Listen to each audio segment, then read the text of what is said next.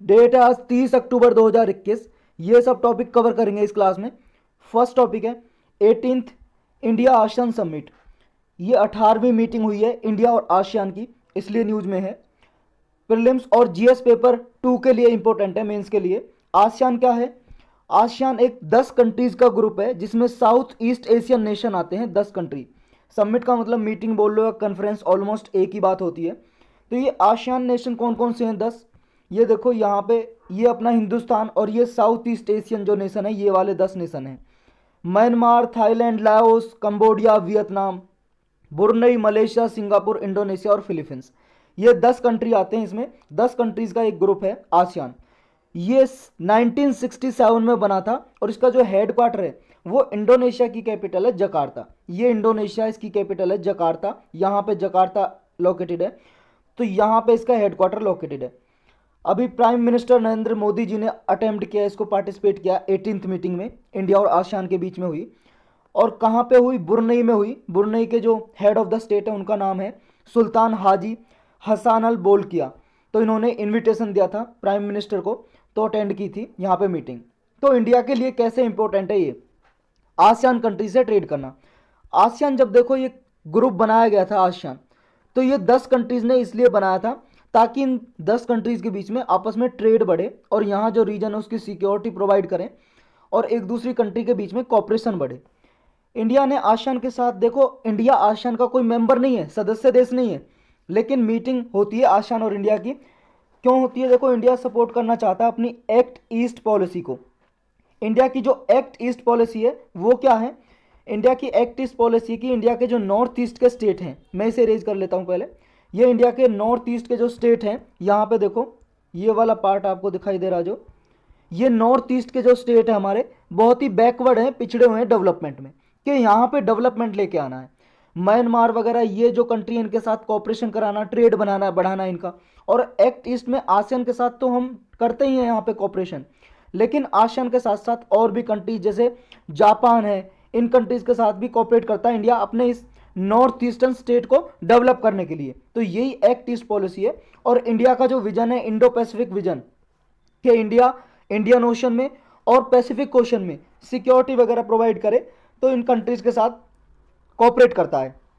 कोविड-19 के दौरान देखें तो इंडिया ने आसियान कंट्रीज की बहुत ज़्यादा मदद की है। इंडिया ने 2 lakh USD dollar, American dollar दिए हैं आसियान कंट्रीज को। ह्यूमैनिटेरियन इनिशिएटिव है ये इंडिया का, मतलब मानवता के बेस पे दिए हैं, एक तरह से ग्रांट दिया है, अनुदान दान में दिया म्यांमार को 2 लाख डॉलर।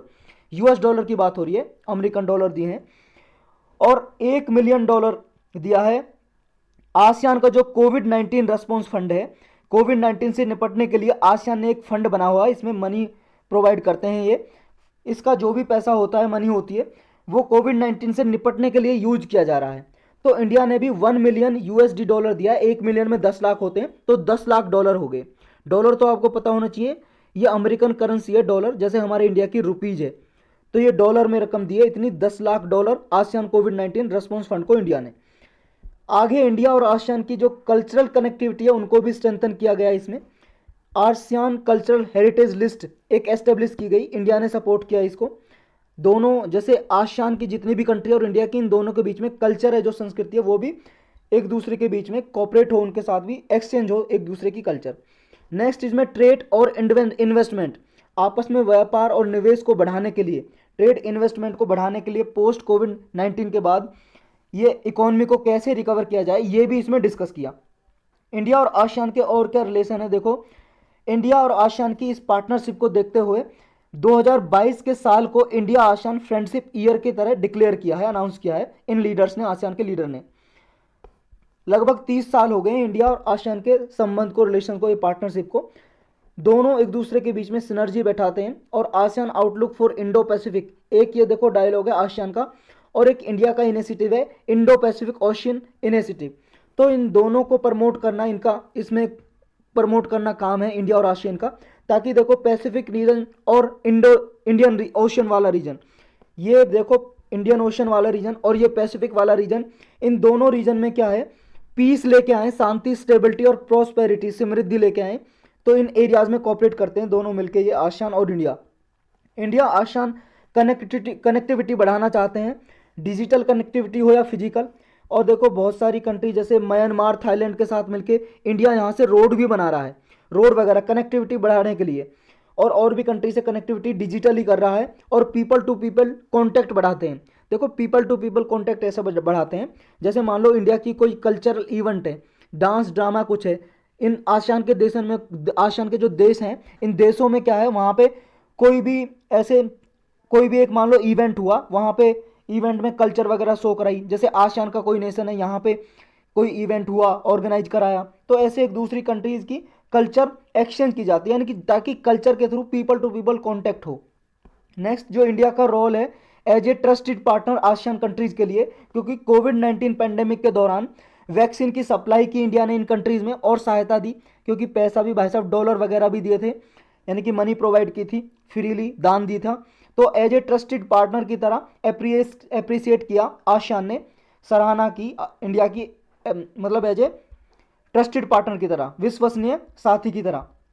इंडिया का जो सपोर्ट है आसियान के लिए, तो उसे वेलकम किया आसियान ने। और इंडिया आसियान के कॉपरेशन को और आगे बढ़ाने की बात की है इस मीटिंग में। और क्या क्या डिस्कशन के पॉइंट रहे जब इंडिया आसियान का समिट हुआ, इसमें देखो जो साउथ चाइना सी में ये डिस्प्यूट चलता रहता है, इसकी कंसर्न और कॉमन इंटरेस्ट इन कंट्रीज के, आसियान कंट्रीज के, इस इश्यू को भी रेज किया यहाँ पे। और टेररिज्म से कैसे निपटा जाए, आतंकवाद से कैसे ये सॉल्व किया जाए आतंकवाद को, इसके बारे में भी डिस्कशन किया। और जो इंटरनेशनल लॉ है, जैसे UNCLOS united nation convention of laws of sea, united nation convention on laws of sea, ये जो है, जो सी के लॉज हैं, कुछ ऐसे रूल्स दिए हुए हैं यूनाइटेड नेशन ने इसके थ्रू, यानी कि 200 नॉटिकल माइल तक, जैसे इंडिया का ये बॉर्डर है, यहाँ से हम 200 नॉटिकल माइल तक जाएंगे। नॉटिकल माइल का मतलब होता है, एक नॉटिकल माइल में 1.852 किलोमीटर होते हैं। तो जब समुद्र में दूरी आप नापते हैं तो उसे नॉटिकल माइल लिखते हैं। तो नॉटिकल माइल को आप बदल सकते हो किलोमीटर में भी, लगभग 370 किलोमीटर के लगभग हो जाएगा ये, यहाँ से लेके इंडिया की, ये इंडियन ओशन में बाउंड्री या किसी भी कंट्री की ओशन से बाउंड्री लगती है, ओशन में 200 नॉटिकल माइल तक, वो एक्सक्लूसिव इकोनॉमिक जोन तक 200 जो नॉटिकल माइल है उसे बोलते हैं EEZ। कई बार हमने डिस्कस किया है, EEZ मतलब एक्सक्लूसिव इकोनॉमिक जोन। तो एक्सक्लूसिव इकोनॉमिक जोन तक क्या क्या राइट हैं कंट्रीज़ के, क्या रूल्स नियम होने चाहिए इस एरियाज में, तो इन रूल्स को भी एक दूसरी कंट्री ने अपहोल्ड किया, यानी कि प्रमोट किया कि इन रूल को हम मानेंगे। और क्या डिस्कशन किया कि इस एरिया में, साउथ चाइना सी वाले एरिया में और आसपास के एरिया में पीस आए, कि यहाँ पे शांति प्रमोट करो, स्टेबिलिटी, सेफ्टी, सिक्योरिटी को मेंटेन रखें साउथ चाइना सी और इस एरियाज में। तो ये सब कुछ डिस्कस किया इसमें। नेक्स्ट टॉपिक है China to build military base in Tajikistan. Tajikistan एक कंट्री है भाई साहब, चाइना के पास ही, ये देखो यहाँ पे चाइना से बॉर्डर लगाती है तजाकिस्तान, ग्रीन वाला दिखाई दे रहा है आपको, ये तजाकिस्तान है। यहाँ पे चाइना ने मिलिट्री बेस बनाया है। मिलिट्री बेस का मतलब यहाँ पे ये है कि चाइना के जो मिलिट्री इक्विपमेंट वगैरह यहाँ पे रहेंगे, जैसे कोई भी इक्विपमेंट रख देगा यहाँ पे एक जगह पे, और जब भी मान लो चाइना को ज़रूरत होगी, मान लो यहाँ पे कोई मान लो मिलिट्री इक्विपमेंट वगैरह या कुछ भी, तो यहाँ कुछ से यूज कर सकता है चाइना जल्दी से। तो इंडिया ने भी बना रखा है अपना मिलिट्री बेस यहाँ पे तजाकिस्तान में, चाइना ने भी बना दिया है यहाँ पे। तो फुल कंट्रोल रहेगा चाइना का मिलिट्री बेस में, जो तजाकिस्तान में बनाया जा रहा है। ये अफगान बॉर्डर के पास है, क्योंकि तजाकिस्तान का देखो अफगानिस्तान से भी बॉर्डर लगता है, तो अफगान बॉर्डर के पास है ये जो मिलिट्री बेस बनाया है।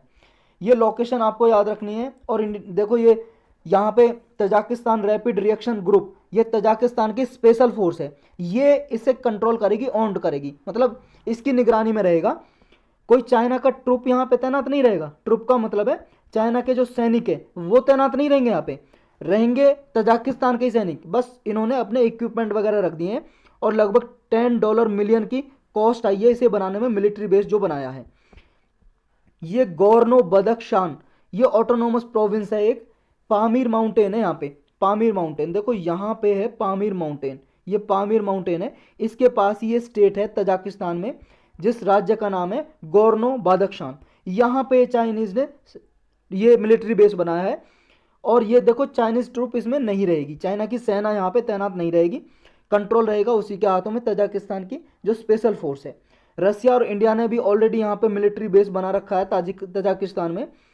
और देखो ये चाइना का ना सेकंड बेस है। इससे पहले देखो ये हॉर्न ऑफ अफ्रीका बोलते हैं जिसे, जिबौती एक कंट्री आता है वहाँ पे, तो चाइना ने वहाँ पे भी बेस बना रखा है। ये कहाँ पे है हॉर्न ऑफ अफ्रीका, किसको बोलते हैं? देखो ये अफ्रीकन कॉन्टिनेंट है, ये दिखाई दे रहा है आपको। अब इसे बड़ा करके थोड़ा देखते हैं। ये वाले जो कंट्री आते हैं ना, इसको बोलते हैं हॉर्न ऑफ अफ्रीका।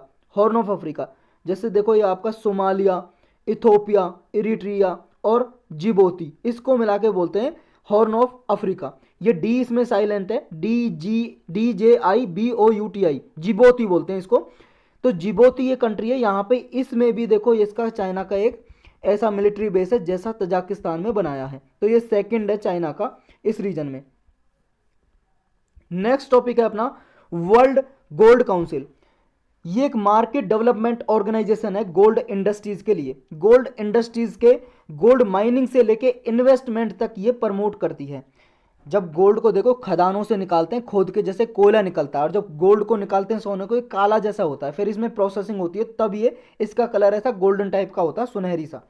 तो ये गोल्ड माइनिंग से लेके इन्वेस्टमेंट तक इंडस्ट्रीज के सारे जितने भी पार्ट हैं उन सबको ये स्टूमुलेट करती है, और गोल्ड की जो डिमांड है वो सस्टेन रहे, कि गोल्ड की डिमांड ना तो ज़्यादा बढ़े ना ज़्यादा घटे, ना इंक्रीज हो ना डिक्रीज हो, इसको मेंटेन करके रखती है। ये वर्ल्ड गोल्ड काउंसिल एक ऑर्गेनाइजेशन है, इंटरनेशनल ऑर्गेनाइजेशन। ये वर्ल्ड की जो लीडिंग गोल्ड माइनिंग कंपनीज हैं उनके साथ एसोसिएशन करती है, जितनी कंपनी गोल्ड माइनिंग करती है, गोल्ड निकालती हैं, और उनको सपोर्ट करती है मेंबर कंट्रीज़ को, ताकि किसी भी जो फ्री गोल्ड स्टैंडर्ड को वो अपनाए और कोई भी कॉन्फ्लिक्ट ना हो किसी के बीच में भी, यानी कि विवाद झगड़ा ना हो किसी के बीच में, एक दूसरी कंट्री के बीच में। इसका हेडक्वार्टर जो वर्ल्ड गोल्ड काउंसिल है यूनाइटेड किंगडम में है। यूनाइटेड किंगडम कहाँ पे है, ये आप वर्ल्ड मैप देख रहे हो, ये यूरोप है, यहाँ पे देखो ये यूनाइटेड किंगडम है। तो यहाँ पे हेडक्वार्टर है, और इसके रीजनल ऑफिस भी बने हुए हैं, जैसे इंडिया में एक ऑफिस है, एक चाइना में, सिंगापुर, जापान, और एक यूएस में है, अमेरिका में। नेक्स्ट टॉपिक है फेसबुक। जो आप चलाते हो ना, फेसबुक ने अपना नाम चेंज कर दिया है पेरेंट कंपनी का। पेरेंट कंपनी का मतलब है कि एक फेसबुक इंक नाम की कंपनी है, फेसबुक इंक, और इसके अंदर 3 और कंपनियां हैं। जैसे देखो फेसबुक है, फेसबुक इंक तो हो गई पेरेंट कंपनी, INC इंक की मतलब फुल फॉर्म है INC, इसकी स्पेलिंग है, और फेसबुक की स्पेलिंग आप जानते हो। तो पेरेंट कंपनी है जो मेन कंपनी, उसका नाम है फेसबुक इंक। और फेसबुक इंक के नीचे कंपनियां, एक फेसबुक जो आप चलाते हो सोशल मीडिया साइट, और इंस्टाग्राम जो आप, वो भी सोशल मीडिया साइट है, और व्हाट्सअप ये भी सोशल मीडिया साइट है। तो ये सारी फेसबुक की कंपनी, और इनका मालिक मार्क जुकरबर्ग है। मार्क जुकरबर्ग, जुकरबर्ग आप जानते होंगे, जुकरबर्ग, मार्क जुकरबर्ग, ये भाई साहब अमेरिका की कंपनी, अमेरिका का ही आदमी है ये। तो ये फेसबुक इंक के नीचे 3 आती हैं, फेसबुक, इंस्टाग्राम और व्हाट्सअप। इन फेसबुक, इंस्टाग्राम, व्हाट्सअप का नाम तो सेम ही रहेगा, लेकिन जो पेरेंट कंपनी थी फेसबुक इंक, उसका नाम अब कहलाया जाएगा मेटा इंक। ये मेटा इंक रख दिया, फेसबुक इंक जो पेरेंट कंपनी है, मेटा इंक। देखो जैसे गूगल है, गूगल पेरेंट कंपनी नहीं है, पेरेंट कंपनी का नाम है अल्फ़ाबेट। अल्फ़ाबेट ये पेरेंट कंपनी है, और इसके नीचे कई सारी कंपनी है, जैसे गूगल है और यूट्यूब है, ये सब अल्फ़ाबेट की कंपनी है। अल्फ़ाबेट की छोटी कंपनी है Google, YouTube, parent company alphabet. तो ऐसे फेसबुक इंक थी, फेसबुक इंक का नाम रख दिया मेटा इंक। तो बस इतना याद रखना। नेक्स्ट है how are Rajya Sabha members punished for misconduct in the House. Rajya Sabha में जो मेंबर अगर कोई मिसकंडक्ट करता है, बुरा व्यवहार करता है, किसी के साथ कोई गाली गलौच या एब्यूज या कोई भी कंटेम्प्ट ऑफ द हाउस करता है, यानी कि हाउस के कोई उल्लंघन करता है नियम का, रूल्स का, तो उसको कैसे पनिश किया जाता है, कैसे उसे सजा दी जाती है, ये हम डिस्कस करेंगे। देखो चाहे राज्यसभा में हो चाहे लोकसभा में हो, ये तो पता है ना आपको, पार्लियामेंट है जो हमारा संसद, वो किस किस को मिला के बोलते हैं हम पार्लियामेंट को। पार्लियामेंट में 3 चीज़ आती हैं, एक तो लोकसभा, एक राज्यसभा और एक प्रेसिडेंट। तो इन 3 चीज़ों को मिला के बोलते हैं हम पार्लियामेंट और संसद। तो इसके 2 हाउस हैं, जो 2 सदन हिंदी में बोलते हैं सदन, और इंग्लिश में हाउस।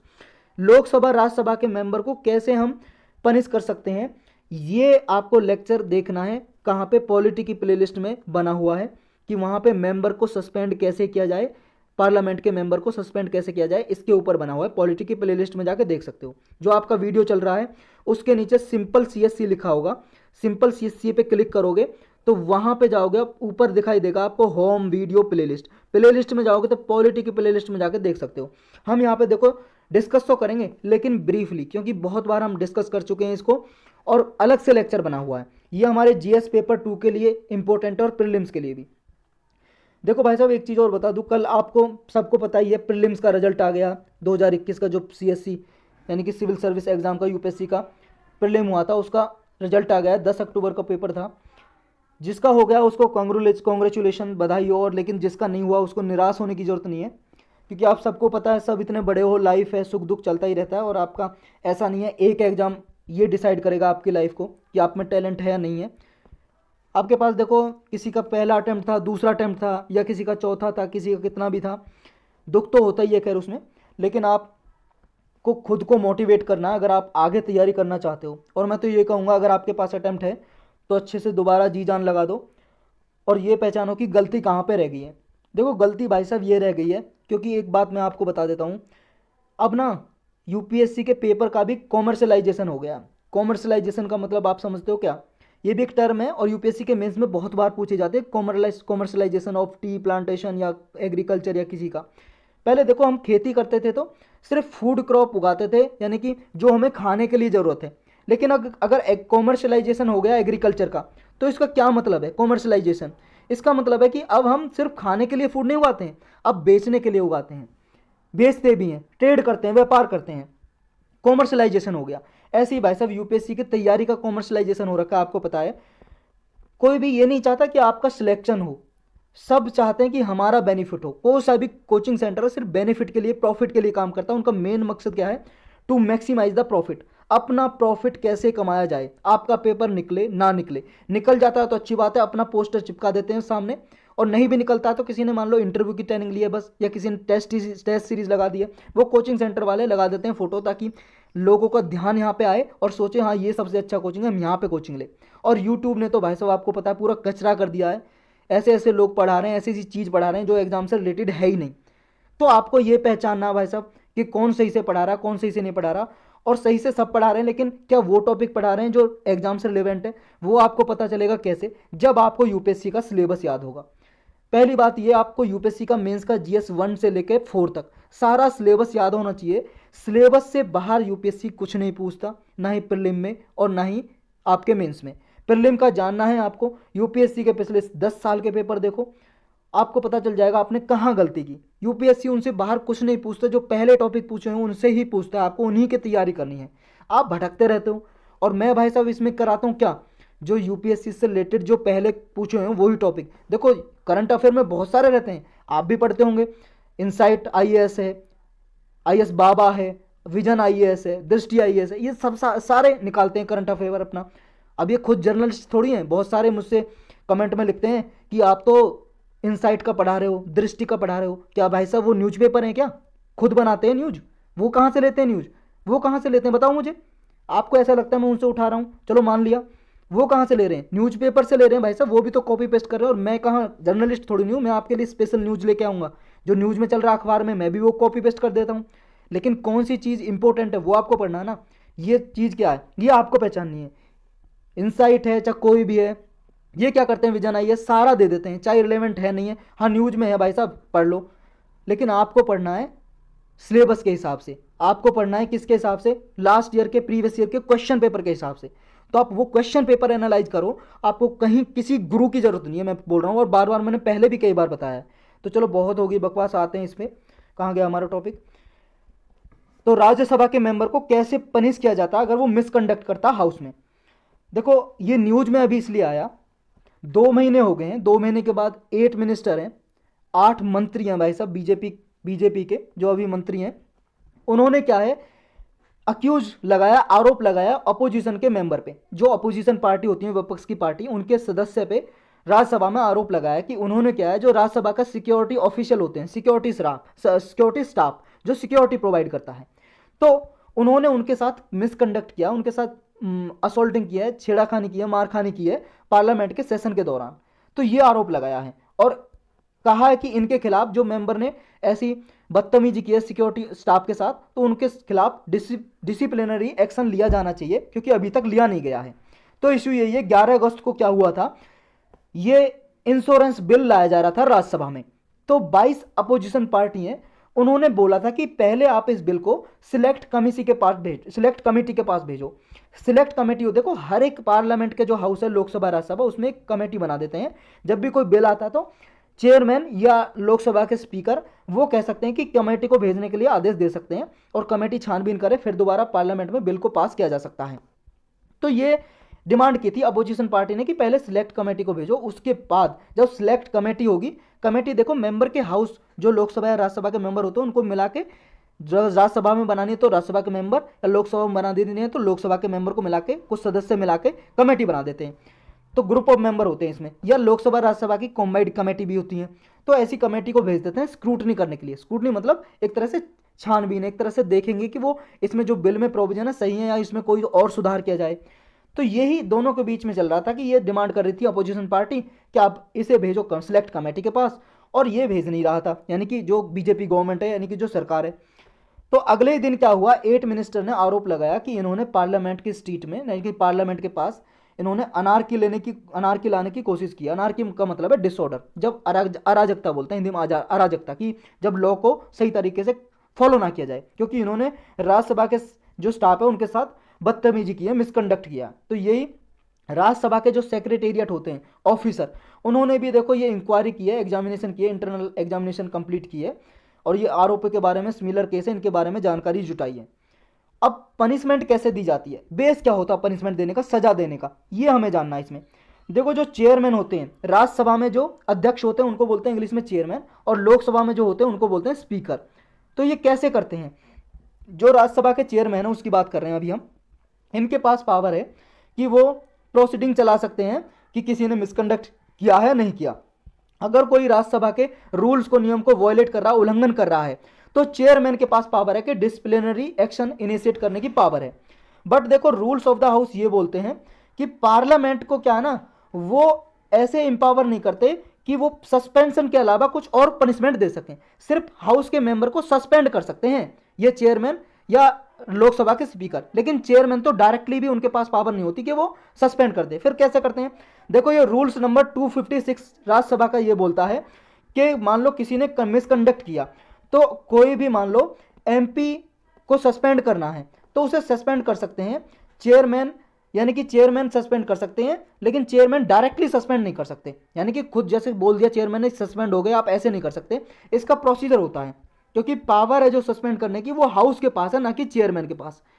क्योंकि चेयरमैन तो सिर्फ नाम अनाउंस कर सकते हैं कि इस आदमी ने मिसकंडक्ट किया है, तो फिर कोई भी, चाहे कोई भी मिनिस्टर हो राज्यसभा में, पार्लियामेंट्री अफेयर मिनिस्टर हो, कोई और मेंबर हो, मिनिस्टर हो या कोई अदर हो, तो वो मोशन लेके आ सकता है सस्पेंशन का। मोशन का मतलब एक कागज होगा, इस पे नाम लिख देंगे कि भाई साहब ए आदमी ने मिसकंडक्ट किया हाउस में, अब इसके खिलाफ एक्शन लिया जा रहा है, इस पे 50% से ज़्यादा वोट हो गई तो वो सस्पेंड हो जाएगा। तो सस्पेंड हो जाएगा, ये प्रोसीजर पूरा यही होता है कि चेयरमैन पहले नाम देगा और जिसका भी नाम देगा वो हाउस इनिशिएट करेगा। ऐसी सिचुएशन में हाउस मोशन लेके आ सकता है, और चाहे तो हाउस सस्पेंड कर दिया। सस्पेंड उस टाइम के लिए होगा, जैसे मान लो अभी सेशन चल रहा है और सेशन जून से लेकर सितंबर तक चलेगा, मान लो जून से सितंबर तक हाउस का सेशन चलेगा, और ये जून में, जुलाई में सस्पेंड कर दिया, मान लो सस्पेंड रहेगा सितंबर तक, मतलब सेशन, जो सेशन चल रहा है उस सेशन के रिमाइंडर टाइम तक ही रहेगा, उससे ज़्यादा किसी को सस्पेंड नहीं कर सकते। सस्पेंड जब रहेगा तो वो आदमी क्या हाउस में नहीं आ सकता। तो लेकिन चाहे तो हाउस दोबारा उस सस्पेंशन को टर्मिनेट भी कर सकती है, दूसरा मोशन लेके आएगी, कहेगी हमने सस्पेंशन को टर्मिनेट यानी कि खत्म कर दिया, अब जो मेंबर सस्पेंड किया था अब वो सस्पेंड नहीं है, वो हाउस में आ सकता है, लोकसभा में या राज्यसभा में, जहां से भी सस्पेंड किया है। ये टर्म कैसी होती है सस्पेंशन की, मैक्सिमम पीरियड होता है कि जो सेशन का रिमाइंडर पीरियड होता है, बाकी का बचा हुआ समय, उस तक ही सस्पेंड करते हैं, उससे ज़्यादा टाइम के लिए नहीं करते। यानी कि जब अगला सेशन लगेगा वो मेंबर हाउस में आ सकता है। तो इसको देखो, जब सस्पेंड कर दिया जाता है मेंबर को, वो किसी हाउस की ना मीटिंग अटेंड कर सकता है या ना किसी कमेटी की मीटिंग अटेंड कर सकता है, और ना ही वो डिस्कशन कर सकता है, और ना ही उसे अधिकार है कि जब उसने कोई हाउस में सस्पेंड नहीं था, वो जब उसने क्वेश्चन पूछे थे तो कोई भी ऑब्लिगेशन नहीं है गवर्नमेंट के या पार्लियामेंट के किसी मिनिस्टर का कि वो उसे जवाब दे, तो उसे जवाब लेने का भी सारा राइट खो देता है वो। ये जो स्पेशल कमेटी है ये अपॉइंटमेंट कब करते हैं, देखो जो स्पेशल कमेटी होती है अडॉक कमेटी होती है, अडॉक का मतलब है टेम्परेरी बेसिस पे करते हैं। मान लो किसी काम देने के लिए, पर्टिकुलर काम देने के लिए एक कमेटी बनाएंगे, जब उसका काम खत्म हो जाएगा तो उसे डिसॉल्व कर देंगे, खत्म कर देंगे। तो ऐसी अडॉक कमेटी अपॉइंट की जाती हैं कब, तब किसी एमपी पे हाउस के आउटसाइड, मतलब देखो लोकसभा राज्यसभा के अंदर कोई मिसकंडक्ट करता है वो तो हमने ऊपर प्रोसीजर समझा। अगर लोकसभा राज्यसभा में मिसकंडक्ट नहीं करता, बाहर करता है, राज्यसभा लोकसभा से बाहर, पार्लियामेंट से बाहर करता है, तो उस पर सीरियस इन्वेस्टिगेशन करने के लिए, मतलब इनकी जो सीरियस मिसकंडक्ट जो किया है उसने हाउस से बाहर, तो उसकी जांच करने के लिए कमेटी बैठा देगी राज्यसभा या लोकसभा। फिर ये कमेटी जो रहेगी मिसकंडक्ट को देखेगी और फिर उसे डिसाइड करेगा हाउस कि इसे मेंबर को हाउस से एक्सपेल करना, बाहर निकालना या नहीं निकालना। कोई भी ऐसी स्पेशल कमेटी हाउस के अंदर कोई मिसकंडक्ट करता है तब नहीं बनाई जाती। क्यों? जब तो हाउस के चेयरमैन रहते हैं, चेयरमैन या लोकसभा में होगा तो ये स्पीकर होंगे, तो वो साक्षात गवाही दे सकते हैं, वो कह सकते हैं आपने मिसकंडक्ट किया है, तो हाउस के चेयरमैन ही बोल सकते हैं या लोकसभा के स्पीकर बोल सकते हैं। तो हाउस के अंदर क्या है, जब स्पेशल कमेटी नहीं बनानी पड़ती। तो स्पीकर की और राज्यसभा के चेयरमैन की पावर में क्या डिफरेंस है सस्पेंड करने में? देखो, जैसा स्पीकर लोकसभा के, चेयरमैन राज्यसभा के, इनको रूल नंबर 255 है पार्लियामेंट का, इस रूल के अंदर दोनों को पावर है कि उन्हें क्या है, इमीडिएटली विदड्रॉ कर सकते हैं किसी हाउस के मेंबर को। मान लो कोई मिसकंडक्ट कर रहा है तो तुरंत बोल सकते हैं लोकसभा के स्पीकर भी और राज्यसभा के चेयरमैन भी कि आप तुरंत हाउस से बाहर चले जाओ, आपने मिसकंडक्ट किया है। तो ये दोनों की पावर है कि किसी भी मेंबर को बाहर निकाल सकते हैं, ये दोनों के पास पावर हो सकती है। लेकिन जो स्पीकर हैं वो क्या है, उनके पास पावर है कि वो हाउस का मेंबर कोई मिसकंडक्ट कर रहा है तो उसे सस्पेंड भी कर सकते हैं लोकसभा के स्पीकर। लेकिन राज्यसभा के स्पीकर के पास ये पावर नहीं है क्योंकि हाउस कर सकता है। राज्यसभा के पीपर, जो राज्यसभा के जो चेयरमैन होते हैं, वो क्या है, वो बस ये बता सकते हैं इस आदमी ने मिसकंडक्ट किया, फिर हाउस जो राज्यसभा है वो खुद उसे करेगा भाई साहब सस्पेंड। एक स्पेशल पावर और है लोकसभा के पास। देखो इसमें क्या है, लोकसभा में एक रूल नंबर 374A है। ये प्रोविजन ये है, कोई मेंबर अगर इरेंट मेंबर है, कोई मान लो कोई उदंड मेंबर है, उदंड सदस्य है लोकसभा में, अगर वो कोई ऐसा मिसकंडक्ट करता है जो आर्टिकल, ये रूल आर्टिकल नहीं, रूल नंबर 374A के अंदर आता है, तो वो ऑटोमेटिक सस्पेंड हो जाएगा। ये ऑटोमेटिक सस्पेंशन की पावर है लोकसभा के अंदर। क्या अगर उसने ऐसा मिसकंडक्ट किया तो 374A को उल्लंघन करता है, वॉल्यूशन करता है, तो अपने आप सस्पेंड हो जाएगा, उसे लोकसभा के जो स्पीकर है उसे करने की जरूरत भी नहीं है। ये राज्यसभा के पास नहीं है ऐसी पावर। नेक्स्ट है please seek internal polls in parties. देखो अभी पिटीशन डाली है हाई कोर्ट में, दिल्ली हाई कोर्ट में, ये हमारे जीएस पेपर 2 के लिए इंपॉर्टेंट है। दिल्ली हाई कोर्ट में ये पिटीशन डाली है याचिका कि जो इलेक्शन कमीशन है उसे दिल्ली हाई कोर्ट ये आदेश दे कि इलेक्शन कमीशन एक ऐसा मैकेनिज्म बनाए कि पॉलिटिकल पार्टीज का भी इंटरनल इलेक्शन हो। पॉलिटिकल पार्टीज का इंटरनल इलेक्शन का मतलब ये है, जैसे मान लो कांग्रेस है, बीजेपी है, ये क्या है, जो पावरफुल मेंबर होते हैं बीजेपी के या कांग्रेस के, जैसे कांग्रेस की बात करें सोनिया गांधी, राहुल गांधी, बीजेपी की बात करें तो आजकल भाई साहब ये मोदी जी और अमित शाह, ये ही पावरफुल मेंबर हैं, इनकी ही चलती है इसमें। जिसको चाहे अध्यक्ष बना देंगे, जिसको चाहे मेंबर बनाएंगे, ऐसी कांग्रेस में जिसको चाहे अध्यक्ष, जिसको चाहे मेंबर। अब इनमें खुद में ऐसा इलेक्शन नहीं होता, बहुत रेयरली होता है कि कांग्रेस पार्टी है कि इलेक्शन होगा कि जितने भी मेंबर इलेक्शन करेंगे, इलेक्शन में जो वोट जीत जाएगा, मतलब पार्टी के मेंबर ही इलेक्शन करेंगे, जिसको बारे में पक्ष में होगा तो वो मेंबर बन जाएगा, जैसे आज़ादी से पहले बना करते थे। तो वो मेंबर जिसने ज़्यादा वोट हासिल की वो अध्यक्ष बन जाएगा, चेयरमैन बन जाएगा पार्टी का, प्रेसिडेंट बन जाएगा, पार्टी का अध्यक्ष बन जाएगा। लेकिन ऐसा इंटरनल इलेक्शन होता नहीं है। तो यही इस पिटीशन में डिमांड की है, जिसने भी पिटीशन डाली है दिल्ली हाई कोर्ट में, कि दिल्ली हाई कोर्ट आदेश दे इलेक्शन कमीशन को, ऐसा कोई मैकेनिज्म लेके आए कि पॉलिटिकल पार्टी इंटरनल इलेक्शन का प्रोसीजर लेके आए। तो हाई कोर्ट ने ऑर्डर ये दिया है भाई साहब, इलेक्शन कमीशन से मांगा है जवाब कि भाई साहब जवाब दो, आप कोई ऐसा लेके आओ कि मैंडेटरी हो, कंपलसरी हो, अनिवार्य हो, कि जो आर्टिकल नहीं है, सेक्शन, जो आरपी एक्ट है हमारा 1951 का, रिप्रेजेंटेशन ऑफ पीपल एक्ट, उसका जो सेक्शन है 29A, इसके अंदर कोई भी पॉलिटिकल पार्टी रजिस्टर करा सकता है इस इलेक्शन कमीशन के पास जाके। आप भी चाहो तो आप बना सकते हो इलेक्शन के लड़ने के लिए कोई पार्टी, और इस सेक्शन के अंदर रजिस्टर कर देते हैं इलेक्शन कमीशन। तो इलेक्शन कमिश्नर इस आर्टिकल के अंदर जब रजिस्टर करते हैं तो इसमें यह भी मैंडेटरी प्रोविजन लेके आए कुछ, कि इंटरनल पोल कराई जाए, कि इंटरनल इलेक्शन कराए जाए हर पार्टी के। ये इलेक्शन कमीशन ने 1996 में एक लेटर इशू किया था, उसमें ये रिकॉग्नाइज किया था कि जो भी मान लो स्टेट की पार्टी या नेशनल पार्टी है, पॉलिटिकल पार्टी, चाहे रजिस्टर्ड पार्टी हो, अनरिकॉग्नाइज या रिकॉग्नाइज पार्टी हो, कि जो जितने भी ये ऑर्गेनाइजेशन इलेक्शन की जितनी भी प्रोविजन है जो फॉलो नहीं की जा रही हैं, वो उनको फॉलो किया जाए, यानी कि इनमें भी इलेक्शन हो। लेकिन ये फॉलो किया नहीं जा रहा भाई साहब, डायरेक्शन दी थी बस। इसके बावजूद अभी रेगुलेटरी ओवरसाइट की कमी है इलेक्शन कमीशन के तरफ से। इलेक्शन कमीशन देखो ओवरसाइट नहीं करता, छानबीन नहीं करता कि कोई पॉलिटिकल पार्टी की में इंटरनल डेमोक्रेसी है नहीं है। देखो इनके अंदर भी तो, पार्टी के अंदर भी तो इंटरनल डेमोक्रेसी होनी चाहिए। अब देखो किसी भी डेमोक्रेटिक कंट्री है, जैसे हमारी डेमोक्रेटिक कंट्री है, लोकतंत्र है।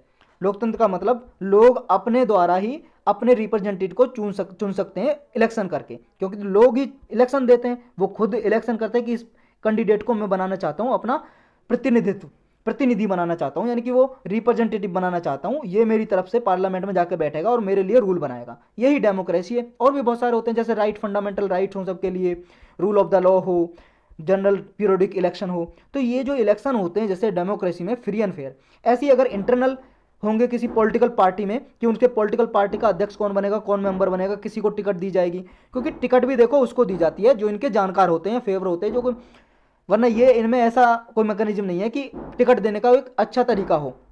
तो इनमें जब डेमोक्रेसी नहीं होगी, इंटरनल डेमोक्रेसी, तो भाई साहब ऐसा उम्मीद कैसे जता सकते हैं कि ये डेमोक्रेसी को आगे चला सकते हैं, स्ट्रेंथन बना सकते हैं। तो इसलिए ये इंटरनल डेमोक्रेसी की डिमांड की जा रही है।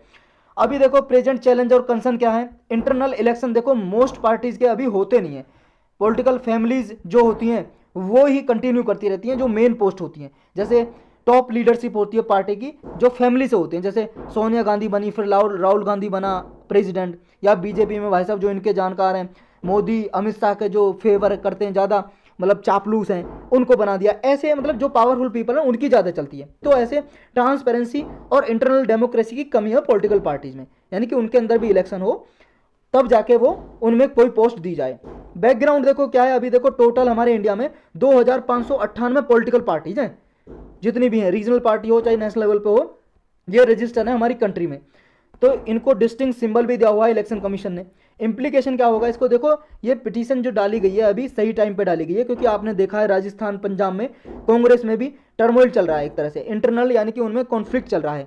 कोविड-19 के दौरान ये इंटरनल इलेक्शन डिफर्ड हो गए हैं इनके पॉलिटिकल पार्टीज के। तो ये सही टाइम पे पिटीशन डाली गई है। तो इसी के साथ हमारा लेक्चर समाप्त।